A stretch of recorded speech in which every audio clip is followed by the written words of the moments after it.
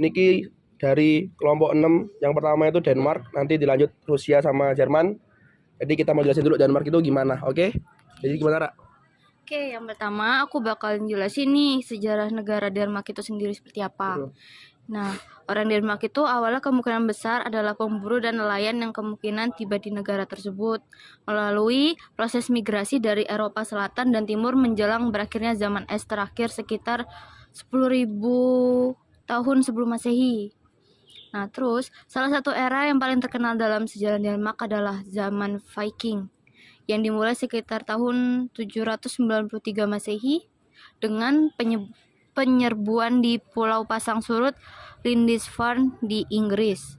Nah, seiring berjalannya waktu, bangsa Viking berhasil mendirikan pemukiman di Yorkshire, di Inggris Utara, dan di Normandia di Prancis Barat Laut.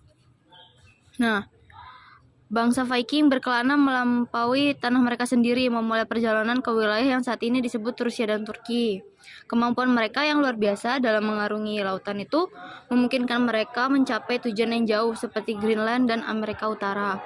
Selain melakukan penjarahan dan pencurian, mereka juga berpartisipasi dalam upaya damai seperti memperdagangkan komoditas berharga seperti logam mulia. Terus ada tekstil juga, ada barang pecah belah, perhiasan, dan bulu.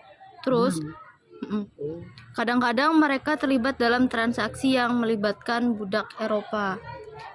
Nah, untuk proses terbentuknya suatu negara Denmark sendiri itu, Denmark diyakini muncul melalui proses unifikasi atau penyatuan. Nah, asal-usulnya dapat ditelusuri kembali ke zaman kuno sekitar tahun 1000 Masehi di era Saka, dan sejak saat itu menjadi sebuah kerajaan. Pada tahun 1397, Denmark bergabung dengan Persatuan Kalmar bersama Norwegia dan Swedia Finlandia, membentuk negara Skandinavia bersatu yang berupaya mencapai kesejahteraan masing-masing negara. Nah, oleh karena itu, Denmark dapat dianggap sebagai hasil dari proses pemersatu atau unifikasi. Itu berarti sejarahnya tadi dia. Ya, terus sekarang kita masuk ke apakah negara Denmark itu sebuah negara demokrasi atau otoriter? Dari sumber yang aku dapat, Denmark itu terkenal dengan monarki konstitusional dan demokrasi parlementernya. Nah, konstitusi Denmark yang dibuat pada tahun 1849 dianggap sebagai salah satu konstitusi tertua di dunia. Nah, hal ini nih dipengaruhi oleh konsep pembagian kekuasaan oleh Montesquieu, ya, yang mengarah pada transisi dari monarki absolut ke monarki konstitusional. Khususnya konstitusi Denmark unik karena selalu ditulis ulang setiap kali dilakukan amandemen. Versi yang digunakan saat ini dimulai pada tahun 1953. Berarti amandemennya berganti-ganti ya? Ya. Terus parlemen unikameral di negara tersebut yang dikenal sebagai Folketing beroperasi di bawah sistem multipartai. Nah, raja menjabat sebagai kepala negara, sedangkan perdana menteri memimpin pemerintahan. Kalau kamu sendiri, menurut kamu Denmark itu sebuah negara unitary atau federal? Nah, tadi kan udah dijelasin kan tadi kan di awal kan kalau Denmark itu kan dari persatuan unifikasi kan. Nah, sebenarnya Denmark itu juga dari sebuah negara unitary. Kenapa? Karena kekuasaan sentralnya di Denmark itu tuh dikontrol penuh oleh satu wilayah. Nah, pembagian kekuasaannya itu antara pusat sama daerah itu merata pakai sistem federal juga. Makanya itu negaranya unitary. Nah, Denmark itu terdiri dari beberapa wilayah. Ada beberapa pulau utama sama daratan utama. Jadi ada pulau-pulaunya juga Denmark gitu. Terus semua bagiannya itu dibawahin sama yurisdiksi pemerintah pusat. Itu pemerintahan pusatnya itu tepatnya itu ada di Copenhagen. Ya, di Copenhagen. Jadi tidak ada tingkat pemerintahan regional yang memiliki otonomi yang signifikan atau membagi kekuasaan dengan pemerintah pusat. Dalam konteks Denmark, ini berarti semua keputusan politik, undang-undang, dan kebijakan utama dibuat oleh pemerintah pusat dan tidak ada pembagian formal kekuasaan antara entitas daerah. Sistem ini berbeda dari negara federal, di mana kekuasaan terbagi antara pemerintah pusat dengan entitas daerah otonom. Kayak tadi yang kamu udah sebutin juga, Denmark itu presidensial apa parlementer sih? Nah, Denmark itu sistem negaranya itu parlementer, bukan presidensial. Nah, pemerintahan Denmark ini dipimpin oleh seorang perdana menteri sebagai kepala pemerintahannya. Nah, sedangkan kepala negaranya itu namanya Ratu Margaret II. Nah, Denmark itu kan kepala pemerintahan kan Ratu Margaret. Nah, jadi memiliki peran seremonial sebagai kepala negara. Sementara perdana menterinya yang dipilih oleh anggota parlemen itu mendapatkan dukungan mayoritas dan memimpin pemerintahan sehari-hari. Jadi dari partai mayoritasnya. Nah, ada yang udah disebutin juga di awal, parlemen Denmark itu disebut namanya Folketing. Nama apa namanya parlemennya? Namanya Folketing. Nah, Folketing ini punya wewenang untuk membuat undang-undang dan menguasai pemerintahan.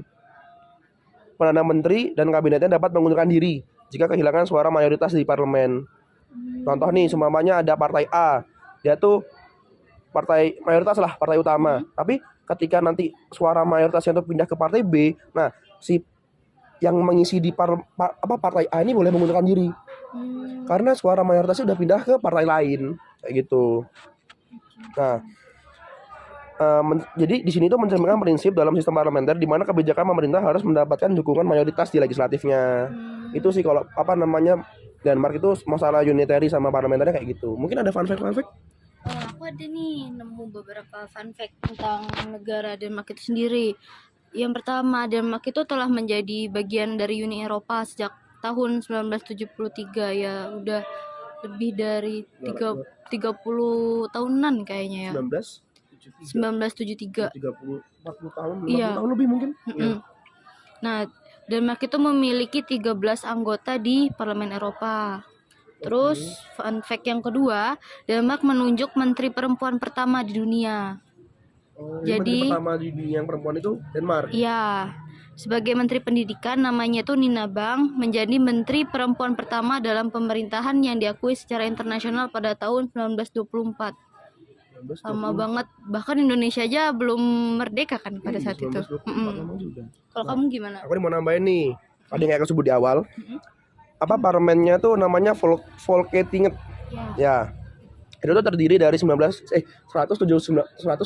anggota. Nah, apa Folketinget itu ada Greenland sama Kepulauan Faroe yang masing-masing itu memiliki 2 perwakilan gitu. Terus tadi apa fun fact yang kedua juga dari aku tuh Denmark itu merupakan salah satu negara monarki tertua. Yang mana raja saat ini yaitu Ratu Margaret tadi, Ratu Margaret kedua. Nah, monarki Denmark itu udah ada dari zaman-zaman raja-raja Viking, udah 1000 tahun lebih. Iya, di awal itu udah 1000 tahun lebih juga. Nah, Denmark ini adalah fun fact yang paling menurutku paling bagus. Denmark itu merupakan salah satu negara yang tidak korup. Beda sama kayak negara Konoha. Beda kan, kalau Konoha kan korup ya kan. Kalau Denmark tuh salah satu negara yang tidak paling korup. Kenapa Mas? Offset ya? Offset. Nah, ini tuh terbukti juga dari indeks persepsi korupsi 2019 bahwa Denmark itu dinyatakan sebagai salah satu negara tidak korup di dunia. Di dunia loh. Keren banget. Berarti sangat amat menyejahterakan masyarakat. Iya, nggak maksudnya bagus dah. Kalau nggak korup nggak kayak Konoha di negara sebelah gitu. Soalnya kan harusnya jadi contoh nggak sih Denmark tuh buat negara-negara lain kalau kayak gini tuh? Harusnya. Biasanya negara-negara lain tuh bisa nyontoh. Mungkin habis ini bakal dilanjut sama Rusia sama Jerman kali ya dari kelompok kita ya. Mungkin sekian dari Denmark. Dari kami, terima kasih. Habis ini dilanjut sama Rusia sama Jerman. Dadah. Halo semuanya, kita dari bagian Rusia ya. Jadi Rusia ini sejarahnya itu diawali dengan perpindahan bangsa-bangsa Skandinavia yang bernama bangsa Varangia, yang dipimpin oleh tokoh semi legendaris Rurik yang menyeberangi Laut Baltik serta pada tahun 862 Masehi memasuki kota Novgorod dan memerintah di sana. Pada tahun 882 Masehi, ia menguasai Kiev, kota Slavia yang berkembang menjadi pusat perdagangan antara Skandinavia dan Konstantinopel. Pada tahun 989, Vladimir I meluaskan wilayahnya hingga Kaukasus dan Laut Hitam, serta mengambil ajaran gereja Ortodoks Yunani. Kerajaan Kiev, Rusia berakhir setelah serangan Mongol pada tahun 1237 oleh Batu-khan. Batu-khan ini adalah cucu Genghis Khan, dan Genghis Khan sendiri merupakan penguasa dan pendiri dari Mongolian Empire. Ya, gitu Pin. Terus selanjutnya bangsa Mongol dikalahkan oleh Dimitri Donskoi pada tahun 1380 Masehi dengan kemenangan di Kulikovo. Kemudian daerah-daerah yang tercerai berai itu disatukan kembali sama Ivan IV. Nah, Ivan IV ini ada legendanya guys. Namanya Ivan the Great ya Ben ya. Ya, Nah itu. Lalu kemudian si Ivan ini menaklukkan beberapa wilayah seperti Kazan, Astrakhan, serta menguasai Siberia. Jadi pemerintahan dilanjutkan oleh penerusnya sampai Wangsa Romanov naik tahta yang diawali dengan diangkatnya oleh Michael Romanov sebagai Tsar. Nah, Tsar ini perlu kalian ketahui adalah sebutan bagi raja-raja kuno ya pada zaman itu. Jadi Tsar ini adalah raja gitu. Lalu kemudian dinasti Romanov berkuasa selama 304 tahun hingga tahun 1917 dengan Tsar Nikolai II sebagai Tsar terakhir. Lalu kemudian dilanjutkan dengan bentuk negara ya? Pembentukan proses. Iya, proses pembentukan negaranya ini apa sih? Akan dijelaskan oleh Alvin. Ya. Oke?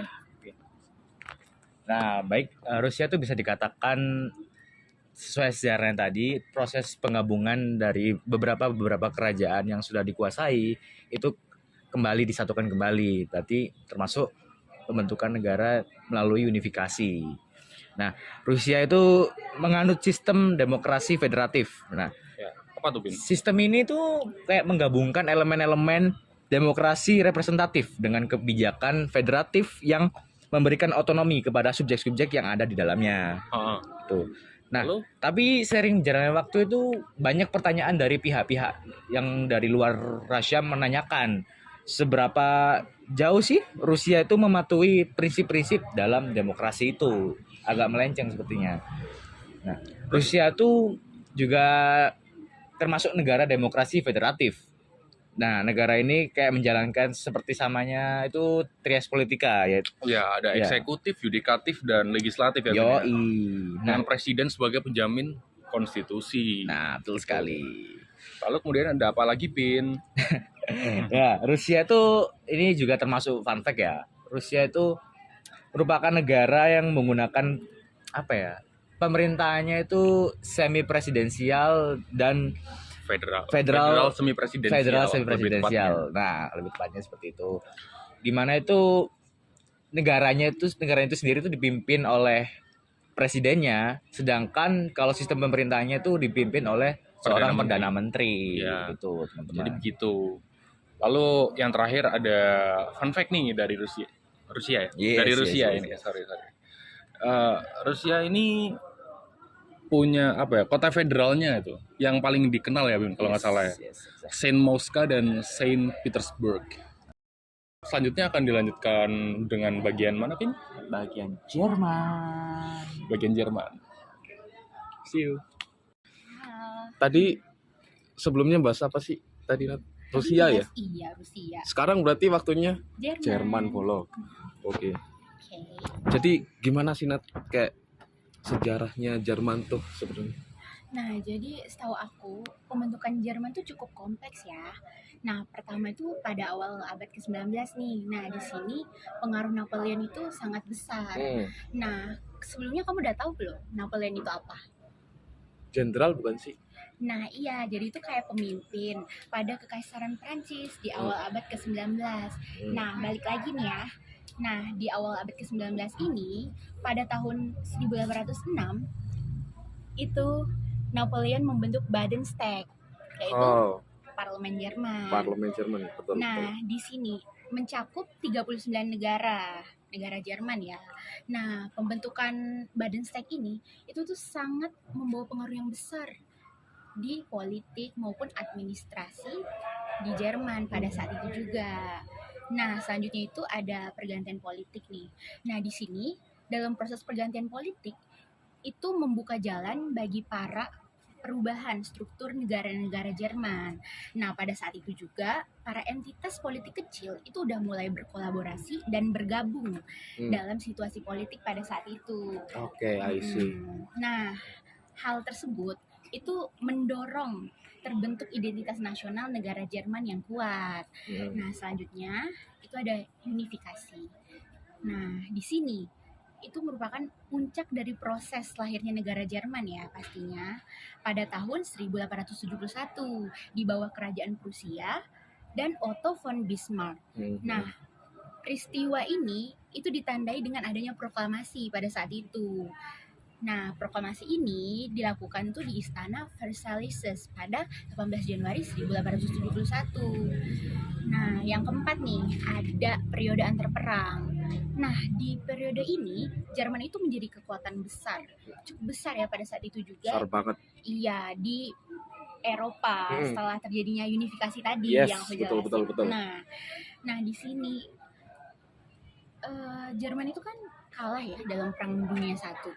Nah, karena kalah, itu Jerman tuh mengalami masa-masa sulit pada saat itu juga. Di mana waktu itu Traktat Versailles itu memberlakukan sanksi yang berat ke Jerman. Nah, pengaruhnya itu cukup besar, apalagi di ekonomi. Nah, yang terakhir nih ada pemisahan dan reunifikasi. Nah, pembagian ini tuh pasca Perang Dunia Kedua, di mana Jerman Barat dan Jerman Timur tadi itu pecah ya. Pisah nih. Iya, pisah. Kasian banget ya. Nah, selanjutnya pemisahan tadi itu mencapai puncaknya pada saat pembangunan tembok Berlin. Nah, pembangunan ini tuh pada tahun 1961. Kemudian tembok Berlin itu diruntuhkan lagi pada tahun 1989. Nah, di sini kan tadi aku jelasin nih, reunifikasi lagi. Nah, jadi Jerman Barat sama Jerman Timur tadi itu reunifikasi. Ini gabung lagi. Iya, nyatu lagi pada tanggal 3 Oktober 1990 sebagai Republik Federal Jerman. Jerman tuh tadi federal kan ya? Iya. Oke.